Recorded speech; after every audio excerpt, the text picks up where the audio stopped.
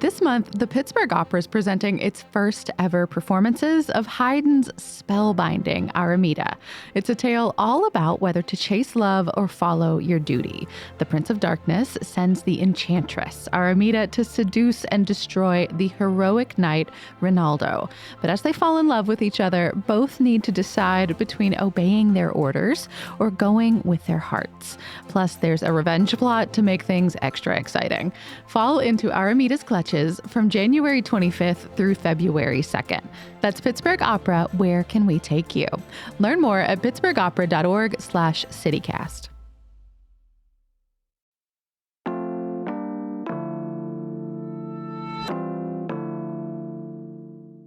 Today on CityCast Pittsburgh, a toilet explosion has us asking a lot of questions. Mayor Ed Gainey will be naming names on who exactly has been holding up progress on getting us taxes from nonprofits in the city. And the Republican race for mayor is actually interesting for once. All this and more as we break down the week's biggest stories. It's Friday, January 31st. I'm Megan Harris, and here's what Pittsburgh is talking about.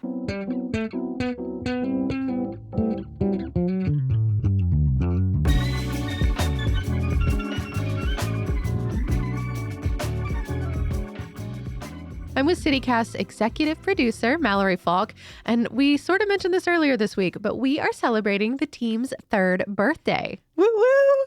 CityCast Pittsburgh officially launched back in January of 2022, and we have written and produced so much content since then. More than 700 podcasts, more than 800 newsletters, because our newsletter, Hey Pittsburgh, that's been daily from the start. The podcast took a little more time to get there, but we have loved bringing you news, history, culture, all the good stuff for 3 years now. Yeah, it's really been an honor to bring y'all the news you need, conversations, all kinds of fun stuff, events to do. I swear this is not a membership pitch. We just love talking to y'all, and we're feeling gushy over here about another year around the sun. Yes, so thank you so much for listening to us through these 3 years. We are going to move on now to this week's trivia question. Yes. As a reminder, this is a new feature running every Friday in the Hey Pittsburgh newsletter. So we have a Pittsburgh trivia question or a few questions that you can play along with every week. They're multiple choice, sometimes easy, sometimes very challenging if you don't have a super deep historical knowledge of our city. Even if you do, I'd say. But this week we are honoring one of Pennsylvania's favorite sons. Yes. So this one is from me to you, Mallory.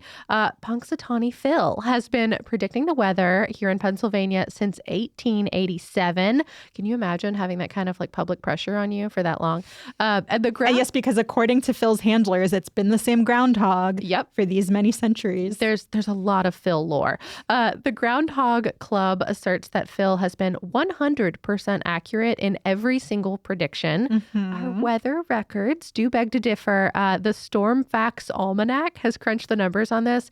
Mallory, what is Phil's true track record for weather forecasting? What do you what range do you think it is? I'm going to say like somewhere in the 50% range. You're right half the time. Okay. I don't know. Is that how statistics work? I don't think that's how groundhogs work, but we are not going to tell you the answer here. You have to hit up the most recent edition of Hey Pittsburgh to find both the question and to submit your answer. Okay, so moving on to the news. If you remember, the primary election for Pittsburgh's mayor is coming up fast. And there are already way more candidates than I was expecting for this race. Yeah, 4 now. 4. I am kind of shook. Yes, I think what I'm most surprised by is that we actually have a competitive Republican ticket this year, but we're going to get into that in a minute here. Definitely. Because as we're recording earlier this morning, we were part of a conversation with one of those candidates, our current mayor, Ed Gainey, plus reporter and friend of the pod, Colleen Hammond from Next Gen Newsroom. So we'll get to those other candidates in a second here. But, this morning, Gainey talked to us about why he thinks he deserves a second term. So he pointed to things like investments he's made in downtown, the homicide rate dropping, the fact that there's a police union contract now, bridge construction and maintenance, because if you remember, right after Gainey took office is when Fern Hollow collapsed. So that's been a pretty big issue during his tenure. Although we did get a lot of federal support for that. So that was not entirely the city, but I take the mayor at his point. Yeah. Speaking of infrastructure, he talked about like filling potholes, which I think is a universal Every mayor has to fill the potholes. You never get reelected if you fail to fill a pothole. Yeah. And then, the other one he talked about was that the land bank, which has been around for a decade now? I think, something like that. Yeah, it's finally making some progress. Yeah. They've moved 150 properties, he said. We were really lucky to do this morning. It was sort of a tag team situation that was fun. But Gainey talked about trying to get payments in lieu of taxes from the big four. So the big four nonprofits here are UPMC, Highmark, Pitt, and CMU. People sometimes add Duquesne to that list too and call it the Big Five, but Gainey, I think importantly, did not do that. If y'all are regular listeners, you heard us on the show talking about the Big Four and the whole history behind this last week. Mallory, you really gave everyone like a really good overview, I think. Yeah, thanks. I mean, I tried my best because, essentially, like very short version is that these big nonprofits here, all the nonprofits here, mostly don't have to pay property taxes. And so about a third of all properties in the city are tax exempt, which means that there is all this property here that isn't contributing money that could go toward critical city services that these institutions themselves rely on. Yeah, and y'all talked about it last week because Gainey made a big show of talking about Highmark, one of those four, is ready to come to the table, which was not new news. Like he had been talking about that and we knew that going back months. I maintain that I think he did it to put pressure on the other ones. But anyway, we'll let Gainey speak for himself. This is why he says it's important to get this done. We want everybody at the table to talk about the overall health of our city. If healthcare is our economy, help us keep this city as healthy as it can be. Let's make sure that we understand that our values are your values and your values are ours. Let's talk about our streets, our bridge, our roads, and our roads. Let's talk about the fact that at the end of the day, you use our police, our fire, our ambulance. So we have always kept the door open. We have never closed the door. If we would have closed the door, then we wouldn't have got the agreement from Highmark that we got, that they are ready. But we need everybody. And we will continue to reach out to the Big Four and have conversations. And so I asked him what or who is holding up progress, and he unequivocally said it's UPMC. We got to get UPMC to the table. It's that simple. We got to get UPMC. And let me be clear, like, you should want to come to the table. You the healthcare that cares. Show me. Come to the table and work out an agreement. That's all you got to do. And we can put this behind us. You want to make it seem like it's tied to other things. It's not tied to anything. There are other issues that I have addressed and I will continue to address. I believe that they have a right to unionize, that they should have that, but those are two separate and distinct issues. So all the conversations that they was putting out there that they were connected is false. In case you have not been following their contract negotiations with the union as well, UPMC employees have been trying to unionize for a long time. There's been some, I guess, I don't know if they would categorize it this way, but it's how it feels to me as an observer, like kind of a holdup because the momentum toward a union contract has gotten caught up somehow in how UPMC talks about its commitments to the city. I mean, it's almost as if they can't deal with both at the same time. I do think it's messy, but I also think I get what Gainey's saying here. And I would actually love to learn more about this if anyone listening to us right now has the details. And of course, UPMC is the biggest of these nonprofits, so they would really be paying the most if some kind of deal got worked out. Yeah, they're one of, if not the biggest employer in the entire state. Like, they're just enormous. And so for what it's worth, Gainey says UPMC is the holdup, but he's confident that, Pitt and CMU will come to the table when asked. Yeah, so Gainey says these negotiation meetings, which he says has been rescheduled at least twice since the fall, that they are in the works again now, like they're trying to schedule something, and it's going to be on UPMC to be the one to show up and make it happen. And then while we had Gainey with us, he also talked very briefly about the police chief because we have someone serving the role as an interim right now. There was a lot of controversy around our previous chief stepping down to ref college basketball games. Covered that extensively if you want the details on that.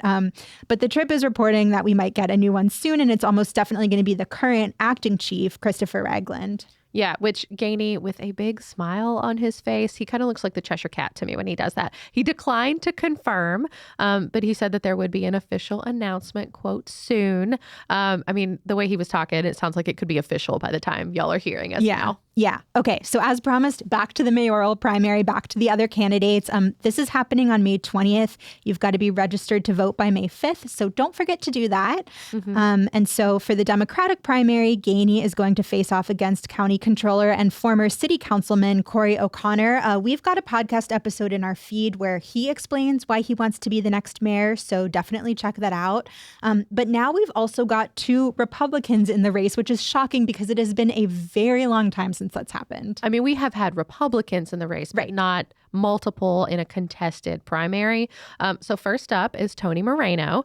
If this sounds familiar, it's because he also ran for mayor against Gainey 4 years ago, originally as a Democrat, but then he lost the primary and switched over to be a Republican. Formerly a Pittsburgh police officer, so not super surprising that public safety is one of his biggest issues. He says he wants to increase police pay, hire more officers. He's been, I would say, fairly critical of Gainey so far. I mean, everyone who's jumping into this race are being critical of the existing leadership. He says Gainey and O'Connor are basically the same person and they're running on the same policies. I imagine they would beg to differ, but yeah, I think so. But WESA, to their credit, they reminded me that Moreno is maybe the only candidate to have been on a reality television show. So this goes back to 2005 when he was on Cops. What? Yeah. So his portion features, I would say, a tremendous amount of police activity for a very, very tiny amount of drugs. I mean, isn't that every episode of Cops? It's a lot of episodes of Cops. I'm not a scholar of the Cops franchise, but it is season 18, episode 22. You can easily find it on YouTube if you want to watch. Bad boys, what you gonna do? What you gonna do when they come for you? So Moreno is probably the more well-known name in this Republican primary, but the latest contender is Thomas West. He just entered this week. He is a former TV producer, and he now owns a men's clothing store called Trim Pittsburgh, which is in Lawrenceville.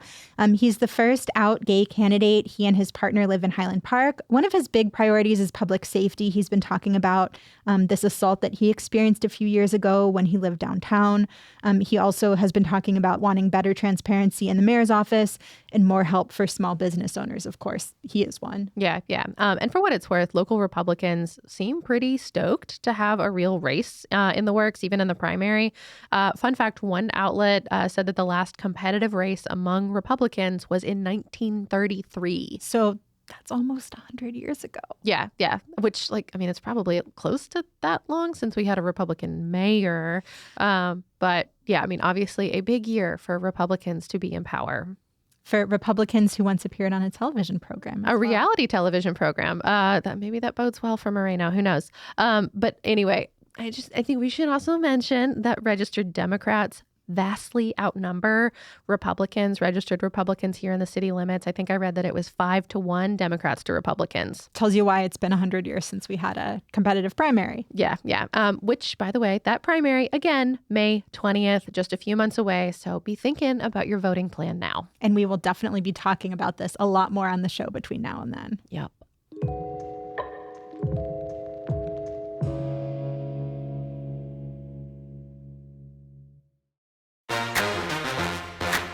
Pitt men's basketball is back this season with a great deal for families to enjoy Panthers game days together.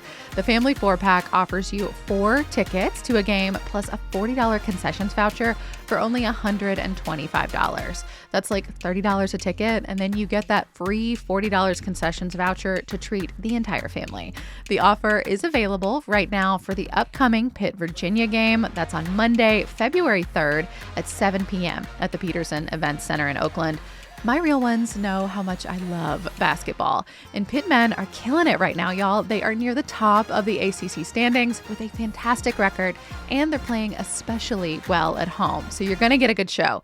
Don't miss out on seeing your Pitt Panthers in action this season with the Family 4-Pack deal. Family 4-Packs for the Pitt, Virginia game are on sale now at pittsburghpanthers.com/family4pack. That's family number 4-pack. Ready to conquer your next big challenge? Make 2025 your medal year by signing up for the Dick's Sporting Goods Pittsburgh Marathon weekend of events. Happening May 3rd and 4th in Pittsburgh, it's more than a marathon. Choose from a marathon, relay, 5K, and more. And if you prefer walking, join the popular half marathon walking division. The Pittsburgh Marathon isn't just about running. It's about community, celebration, and pushing yourself to new limits. Over 300,000 fans will be cheering you on through the streets of the Steel City. And the hardest step is the first one, signing up. A registration today is a commitment to your future self. Join the excitement by visiting thepittsburghmarathon.com. Use CityCast15 to save 15% off any event registration. That's thepittsburghmarathon.com. And again, use that code, CityCast15, for 15% off any event. So one thing we've been talking about a lot on the show this month is affordable housing, aka the rent is too damn high. Houses cost a lot, even though we know they cost less in Pittsburgh than they cost in other cities. That does not make it feel better. Yeah, two things can be true at once. On the Friday News Roundup last week, we talked about this study that found Pittsburgh is the most affordable city of the 50 biggest metro areas for home buyers. At the same time, we have a huge problem with people being priced out of the city and having to leave. Yeah, so this has been a pretty consistent theme. I don't expect that's going to change. But one of the measures that folks are hoping might, relieve some of the pressure is changing our zoning rules, inclusionary zoning in particular. So we've had these two plans, one by Mayor Ed Gainey and another proposed by City Councilor Bob Charland. He represents the South Side. And now we have an update on those plans because the Pittsburgh City Planning Commission voted on them this week in an 11-hour meeting. It's wild to me. More than 11. More than 11 hours. It endorsed Gainey's proposal and downvoted Charland's. So it doesn't disappear him, but it just makes it harder for it to move forward. Yeah. And so just a quick refresher, if you haven't been tuning in, inclusionary zoning is this policy that requires developers who are building or renovating housing that has more than 20 units to make some of those units affordable. And so both of these plans from Gainey and from Charland are looking at inclusionary zoning, but they kind of have different ideas about how to implement it. IZ, as it's known, it's already in place in some Pittsburgh neighborhoods, Lawrenceville, Bloomfield, Polish Hill, and parts of Oakland.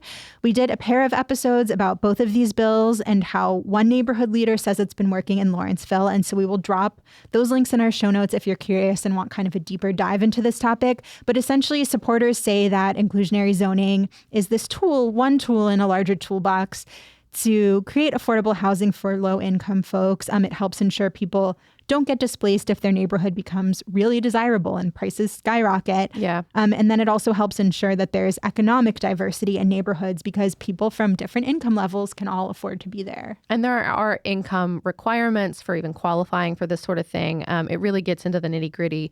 But some of the critics of inclusionary zoning say that these policies can scare off developers, that they can deter development altogether or slow the growth of affordable units. But there's also been some criticism about exactly how you should be funding inclusionary zoning. And we do have methods for it now, but some critics say it's just not enough to prevent some potential downsides. Right. Like how much do the developers get incentivized to create these affordable units? Because if there's not some level of incentive, they just won't do it. I think not going to do it out of the kindness of their own hearts. Yeah, the phrase I keep hearing, all of the insiders say is the project won't pencil, and so nobody's going to bother. Also, I do think it's worth pointing out too that some folks are worried that each neighborhood in Pittsburgh is just really different, one to the other. So what might make sense for one might not make sense for another. Obviously, the Planning Commission disagrees because that was an aspect of Charland's bill, not Gainey's.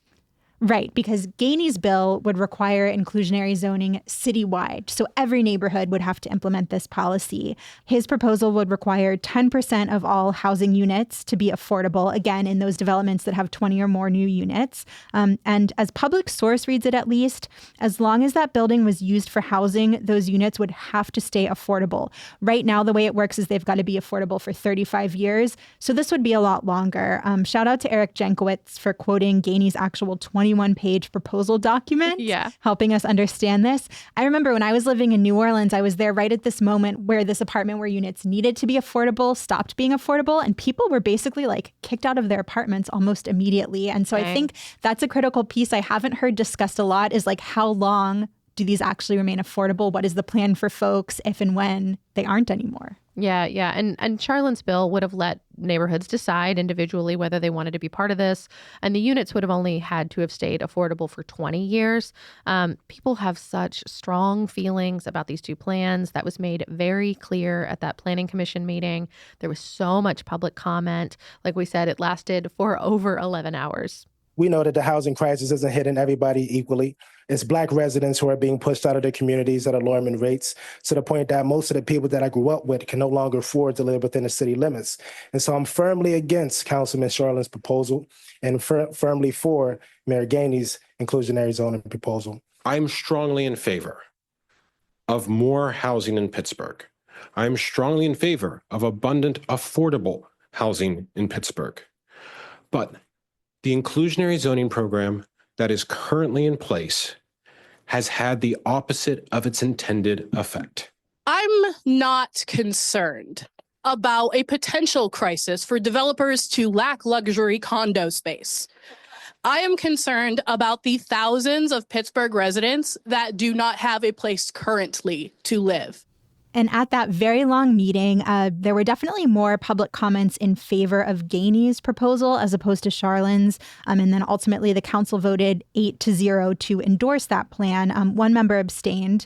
It voted 5-1 against Charlin's bill. 2 members abstained from that vote. But interestingly, both plans actually now go to city council. It's not like Charlin's is dead. Yeah, even though Gainey's does have the advantage thanks to the Planning Commission's endorsement. So Gainey's plan would only need 5 votes to pass, while Charlin's would need 7. Reminder, we have 9 city councilors, so 7 out of 9 would be a lot of consensus. Yeah. And then, one more detail I think is important. Inclusionary zoning is like the most controversial and most debated part of Gainey's proposal, but it includes other zoning changes too. Most of those are relatively popular. For example, developers could build on smaller lots and they wouldn't be required to create a set number of parking spots anymore. Although some folks say they wish his measures actually went even further and reduced these minimums completely. A lot of debate about it all. But generally, these other changes are seen as removing barriers to construction. Yeah, and if you want to keep tabs on any of this, council is expected to bring it up really soon. We've heard as soon as this coming week. But I've also not gotten a clear answer on whether the council can talk about both bills at the same time, since both of them cannot pass. Like they're competing proposals, kind of. Yeah, because there was an attempt to see if anyone could find some kind of compromise, and there isn't really a compromise between these two bills. It's really meaty. It's in one of our episodes, actually, if you go back and find that from earlier this month. But I guess in terms of like the regulatory way that they're going about this, they're coming at it different ways. So anyway, as soon as next week, but we will keep you posted.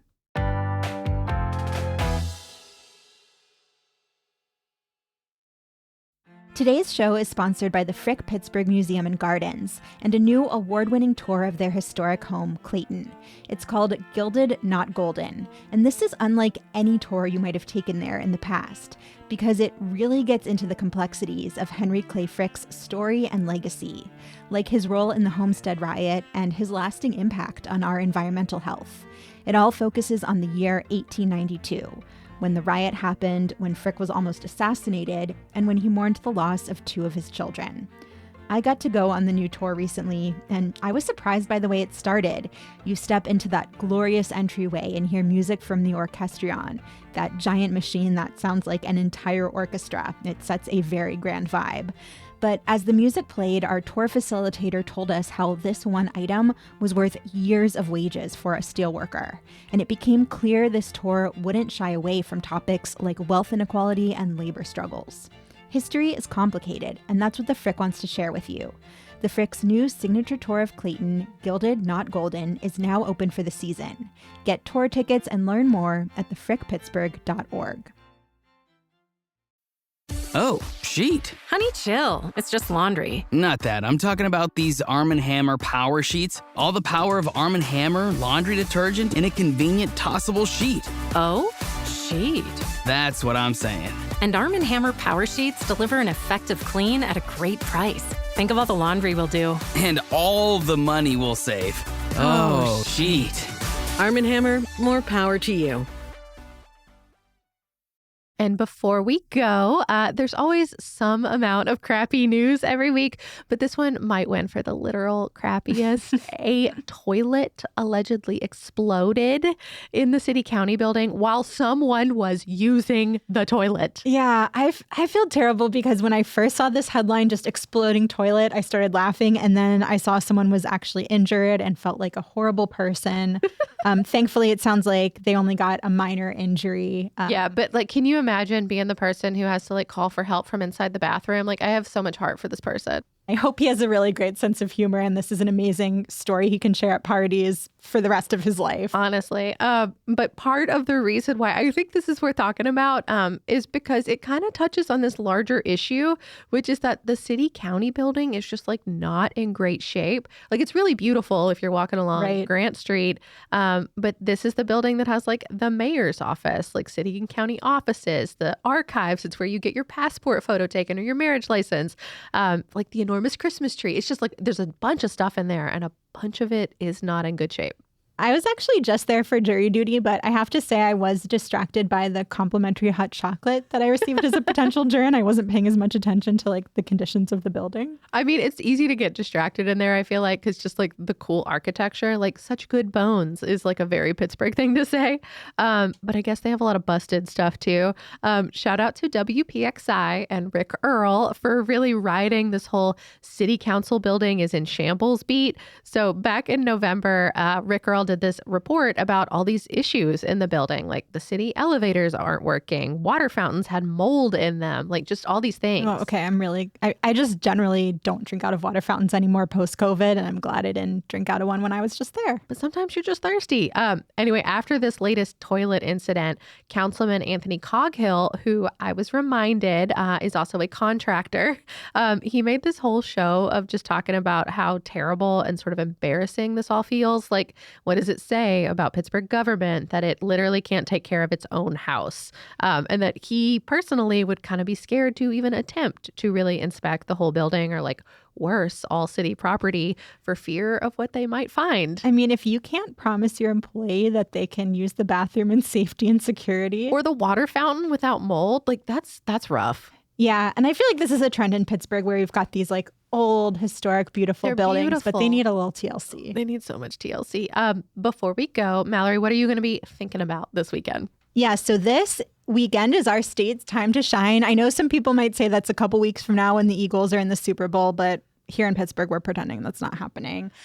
So yeah, it's Groundhog Day this coming Sunday, which is an annual tradition. But something else that's become an annual tradition is PETA fighting against Groundhog Day. I love it so much. Their proposals change every year, and they are always so funny. Yeah, the proposals are funny. When you read why they're proposing this, it's actually really upsetting. No, I think they're making a good case, but their method about getting attention for the cause is top notch, like 10 out of 10. Yeah. So, I mean, they basically don't think we should be using a groundhog to predict the weather. Like a real live animal. Shadow every year. Yeah. Yes, because they say like this is the time of year when usually groundhogs are hibernating. Generally, as a species, groundhogs try to avoid humans. That they just think it's like unfair for him to be out in the cold around people, around all these like flashing lights from all the media. Also, groundhogs, like as a species, are like kind of delicate. Like there was that thing that happened a few years ago where somebody held the groundhog and it jumped out of his hands and died. And that wasn't in Pittsburgh. Like Bill de Blasio, this is on you, but it's horrendous. But I'm saying if it can happen in New York, it could happen in Pennsylvania. Yeah. So PETA, like every year, kind of proposes a different alternative to Phil. And this year, their solution is a weather reveal cake. So they said that if Phil and his family get moved to a sanctuary, one that's been like pre-approved and is legitimate, then every year they will provide a vegan cake that you can cut into like a gender reveal cake to find out whether spring is coming or not. So like are there colors? Like which one is spring and which one is more winter? I mean, can you guess? I mean, is winter blue? Yeah. Oh, okay. Yes. Yeah. So blue means 6 more weeks of winter. Pink would mean spring. What I don't understand in this whole plan is like, who is the arbiter? Like, who is the baker that has this weight on their shoulders of determining what season it will be, and how do they know? I mean, it should be somebody in Punxsutawney named Phil, I think. Like that should be part of it. That's actually really genius. And I feel like if this went into effect, then we'd see like this huge spike in babies named Phil in the coming years. That's true. You got to set your kid up for success. Yeah. So anyway, we will all be thinking of Phil this weekend and hoping he predicts the spring and also that like it isn't too traumatic for him. Yeah, truly. This is a little bit of a left turn. I will be thinking about the East Palestine train derailment anniversary that's coming up on Monday. We are going to talk about it more next week, but it's just been a really rough go for a lot of folks a few miles west of Pittsburgh here, where a Norfolk Southern train derailed and spilled chemicals all over the place. It's those really like intense photos that we saw back then of the big mushroom cloud over a small town in Ohio. I even have extended family in the spill radius, and it's just been a long and arduous process for people around this little spot trying to find like some measure of peace in the wake of what I think we can all agree was a pretty preventable disaster. Yeah. So like you said, Megan, we're going to have more on that next week, along with organizations you can support right now to help out your Pittsburgh neighbors. So definitely stay tuned. That's all for today here on CityCast Pittsburgh. Our music is by Benji, who, by the way, is a fantastic Pittsburgh-born rapper and music producer, and his work is up for a Grammy Award this weekend. He was nominated for the Grammy in relation to some creative oomph that he gave to Casey Musgrave's new album, Deeper Well, so tune in this Sunday to see if he nabs a little hardware for the 412.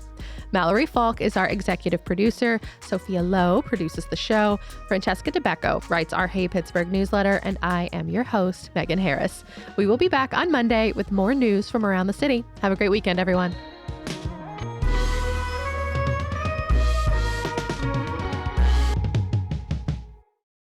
I know some people might say that's a couple weeks from now when the Phillies are in the Super Bowl, but for our... The Phillies are in the Super Bowl? The Phillies. Can I make that the blooper? The Phillies.